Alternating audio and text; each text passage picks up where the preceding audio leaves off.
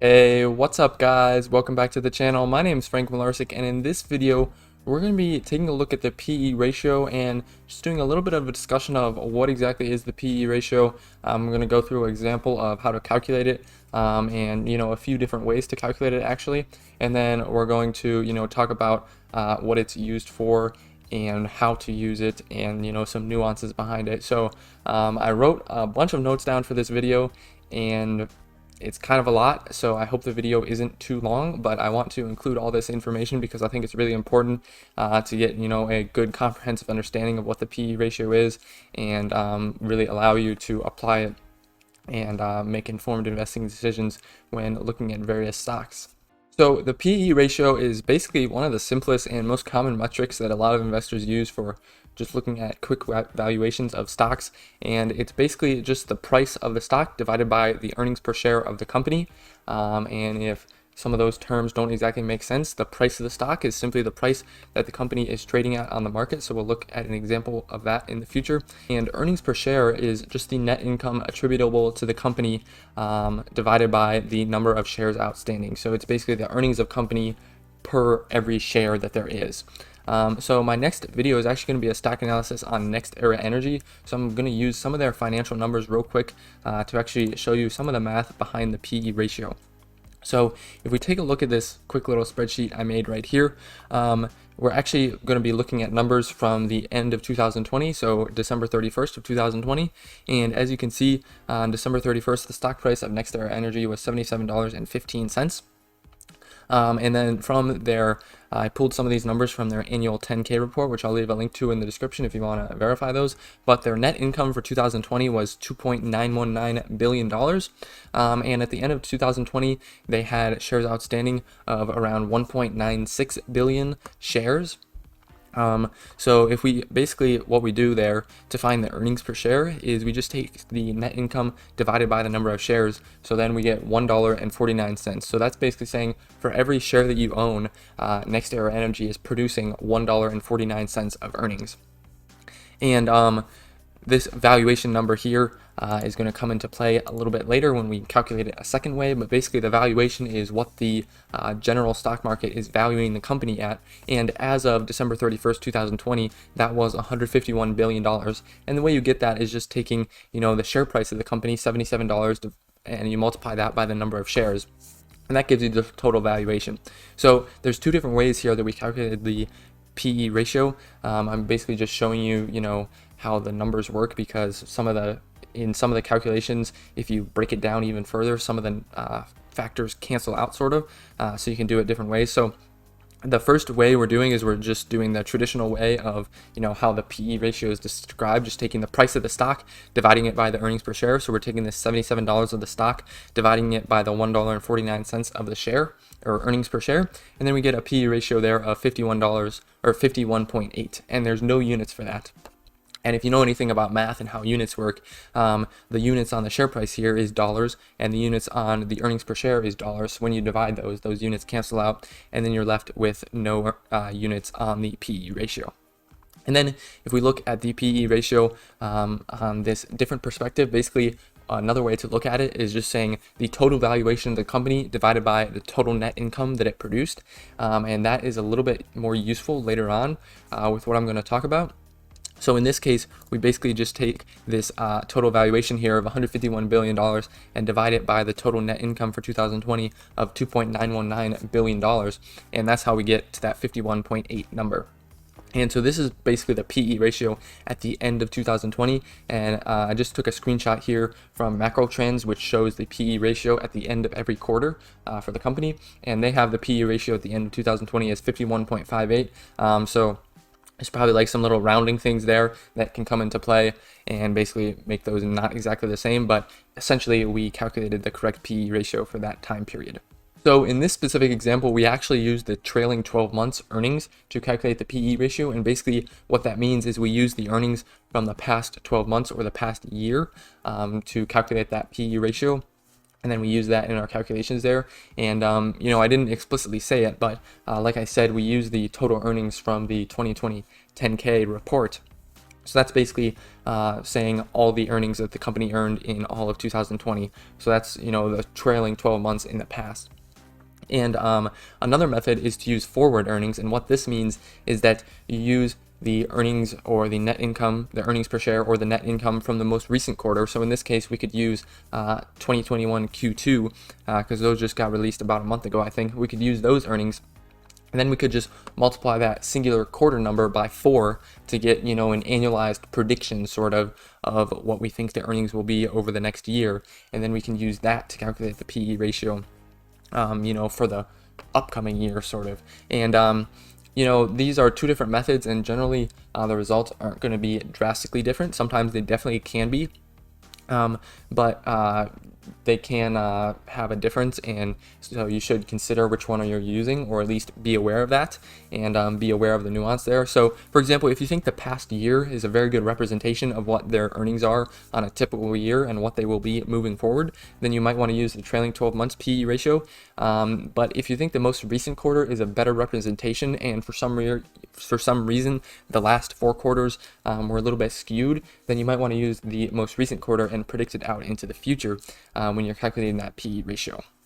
So now that we know what the PE ratio is, we might want to figure out, what exactly does that mean and how can we use it to our advantage when investing. So it's a little bit complicated, but I'm going to try to explain it the best I can. A PE ratio, you can think of it as the length of time that it will take you to earn back your investment that you make on a company, and that's with the caveat that the earnings aren't going to grow at all. So it makes the most sense to think about this if we think about a company that's not trading on the stock market, and that we would hypothetically just go out and buy the entire company. So going back to the example of NextEra Energy or NE, if you bought the entire company of NextEra Energy at the end of 2020, you would have to pay $151 billion for that company, as I had that number in the spreadsheet there. And also, if the earnings didn't change, then every single year you would receive an earnings from that company of $2.919 billion, which is what I showed there as well, that I got from the 10K for that year. So basically, that means the PE ratio of around 52 means that you would have to own that company for 52 years and receive that $2.919 billion for every year for 52 years in order to make back your investment and start to make a profit. So most people really wouldn't want to wait 52 years before they start profiting on an investment. So generally, if a company is trading at a PE of 52, it means that investors think that the earnings are going to grow a lot in the future, and so that you're buying it at a certain valuation now, but in the future they're going to pay you out a lot more in earnings. So that what might seem like a long time to make you back your investment really wouldn't be as long, because in the future they're going to be paying out a lot more in earnings. So we are looking at public companies that trade on the stock market, so we do have to take into effect, what other people are doing in the market and how those companies are trading, because it's not solely, the PE ratio isn't solely based on the earnings. There's also that price factor. So we also have to take that into account as well. And sometimes, people might be overzealous about a stock and buy it up, or, be too hyped about it or just have too high of expectations. And in that case, the PE ratio might be too high because, maybe in reality, the company isn't going to grow earnings as much as investors are expecting. And in that case, you might say that the company is overvalued. So generally speaking, lower PE ratios are better. But that, obviously is a general, rule. It's not, the absolute rule. So some nuances there is that, for example, definitely different industries trade at different PE ratios. So for example, if you compare like a technology company like Microsoft or Apple or even Tesla, those companies are growing super rapidly still, and they're growing their earnings at a pretty rapid pace. And if you compare that to something like a utility company, most utility companies are, like slow behemoth companies that they make a lot of money and they're great companies, but they're really not growing a lot. They don't really have a lot of room to grow. So in those cases, you can expect different PE ratios, and generally speaking, as a result, technology companies will have much higher PE ratios than utility companies, and that is, what in fact is the case. And you can also, for example, compare the PE ratio of all the companies at different times in the market. So you can look at, the PE ratio of the overall market and, compare that historically, and then you can try to figure out maybe if the market as a whole is overvalued.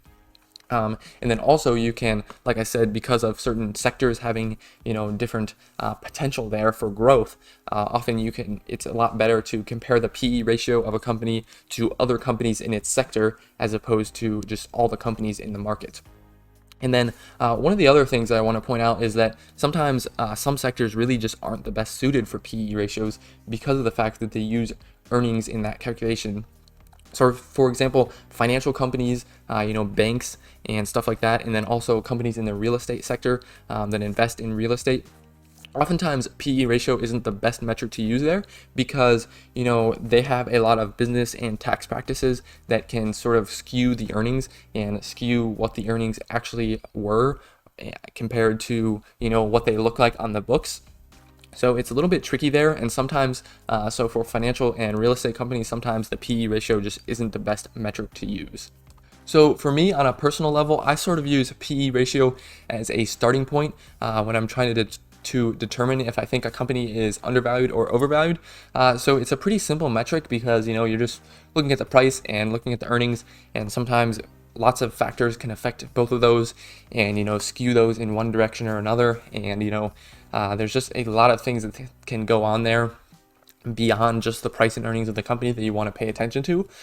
So it's definitely not, the absolute best thing to use, but it's very simple and it's very easy to look at and pretty easy to understand. So that's why I think it's a very good starting point.